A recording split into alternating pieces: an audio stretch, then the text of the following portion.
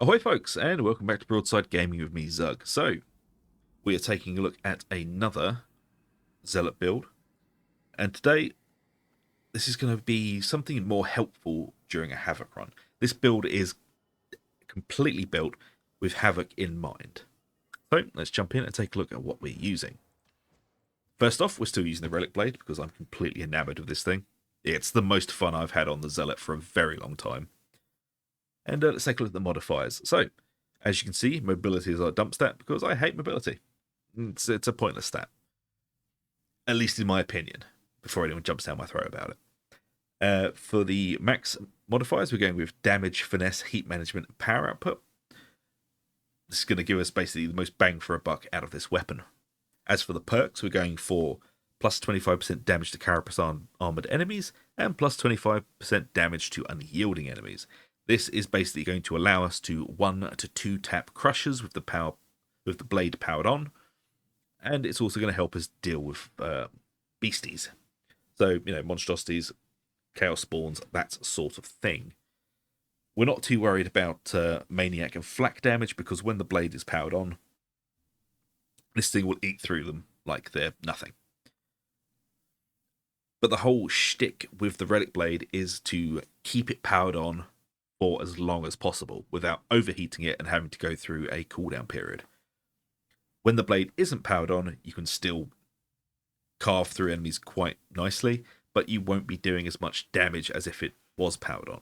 So it's a balancing act with this weapon, and quite enjoying a bit of gameplay, in my opinion. But of course, without it powered on, you won't be 1 or 2 tapping crushes because it's not powered on. So to help with that are the blessings. We're going with cranial grounding, reduces heat buildup by 6% and increases weak spot damage by 4 for 3 seconds on chained weak spot hits, stacking 5 times. This is going to allow us to stay much longer in the powered up state. And then, of course, rampage, hitting at least 3 enemies with an attack, increases your damage by 36% for 3 seconds. In Havoc, you will be continuously surrounded, so this thing is going to be up most of the time. And it's just a nice, flat 36% damage buff for us. And next up, we've got our ranged weapon, which is the Flamer. It has made a comeback. So, let's take a look at the modifiers. Obviously, mobility is our dump, with damage, ammo, burn, and cloud radius being at 80. For the perks, we're going with plus 25% damage to unyielding, which is going to help us smoke out those Ogryns, and it's also going to help us with boss damage. We don't really care too much about flak or unarmored because this thing will just consume them. And of course, we're going for increased range critical hit chance by 5%. Next up are the blessings. We're going for Blaze Away, which gives us plus 8% strength for every 10% of the magazine spent during continuous fire, stacking 5 times. And Overpressure, which gives us up to 5% strength, scaling with remaining ammunition, stacking 5 times. Now, there is something you can change here if you really, really want to, which is going to take more advantage of the crit that is on the weapon. You can change Overpressure for Everlasting Flame. Critical hits spend ammo from your reserve instead of your current fuel. Now, by doing this, you will be able to use the Flamer for longer, but it will do less damage. So it is a toss-up, and it does put us just under some of those breakpoints we need to hit, but being able to fire for longer does also make up for that in a small way. So it's completely up to you how you go. I'm just toying with overpressure at the moment just to keep that damage really punching. Now, the Flamer is probably the strongest ranged weapon option for the Zealot in Havoc. Its burn damage ignores enemy damage resistance, and the flames suppress basically everything, which is going to help you take out those gun lines, which is the main reason we're taking it, because gunner packs are incredibly unpleasant in Havoc, and they do have a tendency to strip through everything that's in front of them. Now, with the Flamer, they are going to cower like the children they are. It's just very, very good at suppressing everything and laying down horrific amounts of fire. The only downside to it is the tiny ammo in the mag. Well, in the tank. Which, as I said, can be fixed by taking Everlasting Flame instead of Overpressure. But again, you do lose the breakpoints by doing that. So it's swings and roundabouts, whatever you prefer. Next up, we have the Curios. Now, before I get into them, I'm going to explain again why we're taking a singular stamina regeneration perk. We don't care about how fast stamina regens. We care about how fast it starts to regen, and that is what the perk does. It decreases the time, the delay in it starting to regen. We don't actually care how fast it's regenning after that. Okay? That's why we're taking it. So, for this Curio, it's 17% toughness, 5% toughness, 12% stamina regeneration, and 20% damage resistance to gunners, because gunners suck. Next up, we have 17% toughness with 5% toughness, plus 15% corruption resistance, and 20% damage resistance gunners. Now, we're taking corruption resistance because corruption is actually quite a big problem in Havoc. Most maps are basically covered in it, and this build is designed to help with that, which is why we're taking the corruption resistance on the Curios.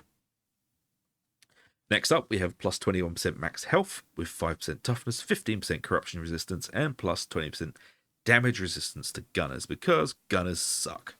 And again, corruption resistance to help us deal with that nasty, nasty green goo. So there you go.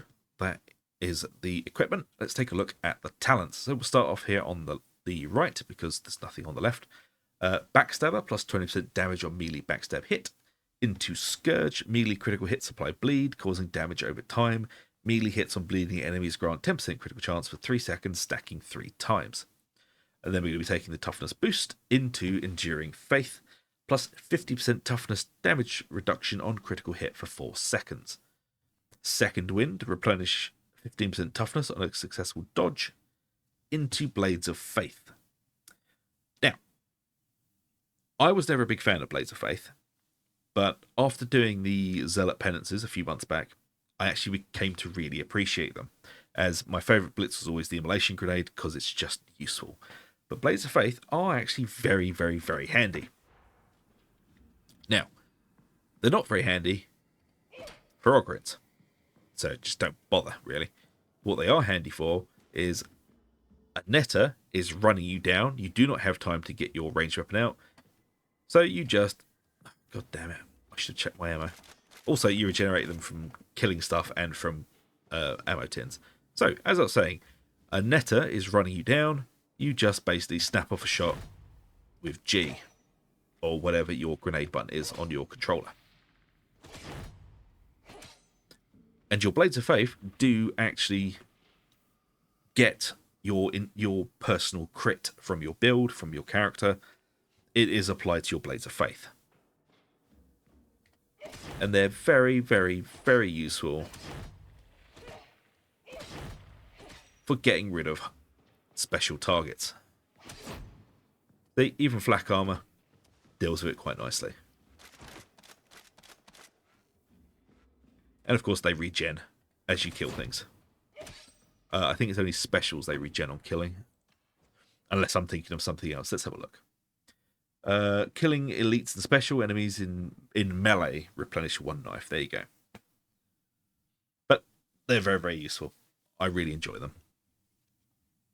Right, next up, toughness damage reduction into Dance of Death. We don't really care about this. Minus 75% spread and 50% recoil on 3 seconds on a successful dodge. But what we do care about is good balance.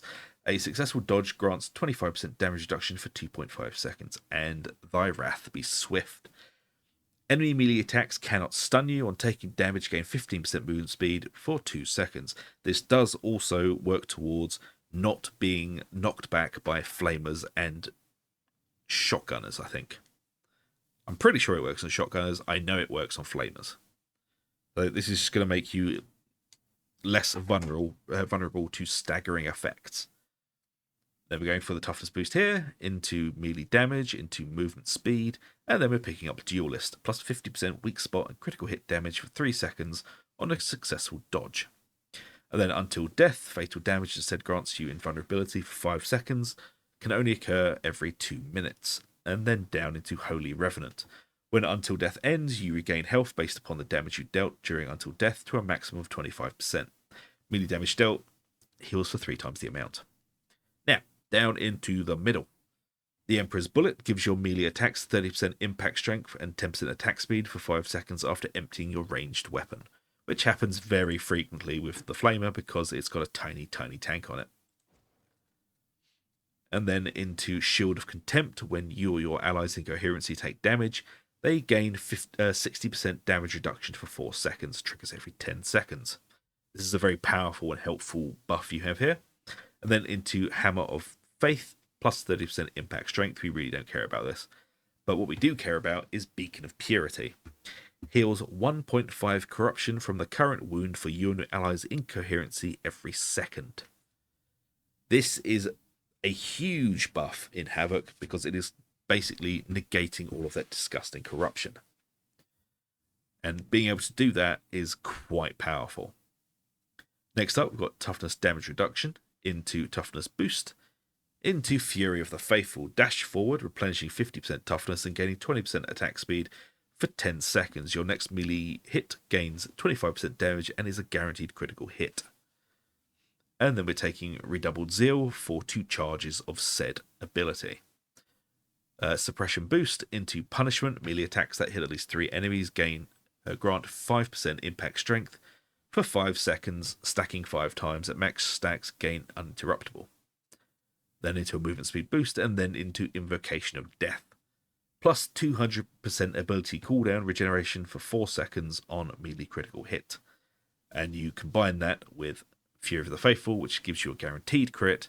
You're going to be able to basically cycle through these continuously. Then into Blazing Piety, plus 15% critical hit chance for 8 seconds when in Fury. Fury is triggered when 25 enemies have died within 25 meters.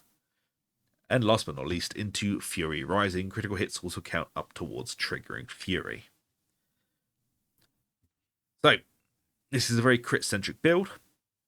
I have been toying with an Inexorable Judgment version of this, but we are lacking a few skill points. And apparently Inexorable Judgment has been slightly nerfed, although I haven't been able to find the exact patch notes for that. So take that with a grain of salt. This is a very crit-centric build, all about doing massive damage while also trying to heal your team. I've tested this out in Havoc. It does work quite well. A little bit lacking in the damage compared to the other builds because we're having to go through a not very optimal build here. But the survivability it brings to the table is second to none. And on that, I really do hope you enjoy the build, folks. And if you do, please do like, subscribe, ring that bell for notifications. It really does help us out. And I shall see you all for the next one. So until then, take it easy, and I'll see you later.